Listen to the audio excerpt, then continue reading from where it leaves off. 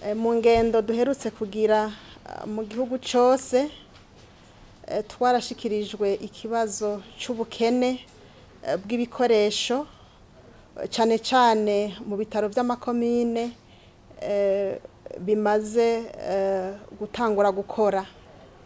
Ico gihe twaravuze yuko ari umwitwarariko wa Leta y'u Burundi ko biriko biratunganywa, ibikoresho biriko birarondegwa, kuko kanatsinda umugambi w'ibitaro vy'Amakomine n'umugambi udasubira inyuma wanye n'icubahiro umukuru w'igihugu cacu c'u Burundi wo kwegereza abenegihugu ibitaro n'amavuriro. Uno musi rero twaje gushikiriza ico twemeye, twaje gushikiriza ibikoresho bitari bike bizokoreshwa mu bitaro vy'Amakomine. Ivyo bikoresho hariho ivyaguzwe mu buryo bw'amafaranga ya Leta y'u Burundi, amafaranga angana n'imiliyaridi 14 imiliyoni 111 n'ibihumbi 879 n'amajana 559. Ivyo bikoresho bikaba bigizwe ahanini n'ibikoresho vya nkenerwa mu bisata byose byo mu bitaro, harimwo n'ivyo mu laboratoire, hamwe n'ivyuma bimurika mu mubiri. Hari n'ibikoresho twaronkejwe n'abasanzwe bashigikira igihugu cacu c'u Burundi mu gisata c'amagara y'abantu. Aha twovuga nk'ibikoresho vyaguzwe na PNUD ku buryo Leta y'u Burundi ironka abiciye mu kigega Fond Mondial.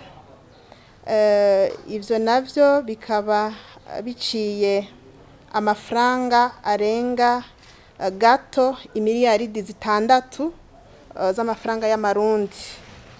Bikaba bigizwe n'ibitanda n'amamatera bingana ku bihumbi 3,756, amataburiya angana miliyoni 1 ibihumbi 239 n'amajana 7, ivyuma bifasha kongereza impwemu ku bagwayi bishika ku 193, ibikono bibika impwemu bishika kuri 32, ivyuma bimurika mu mihogo bishika 124, hamwe n'amapikipiki 119.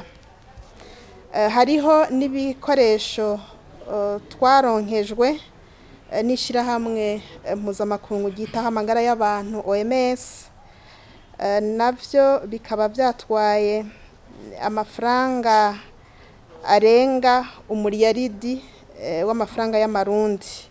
Navyo bikaba bigizwe hanini n'ibikoresho bifasha abaganga kwikingira bariko baravura. Tukaba rero dusavye abazokoresha ivyo bikoresho kubibungabunga neza, bigakoreshwa ku neza y'abenegihugu.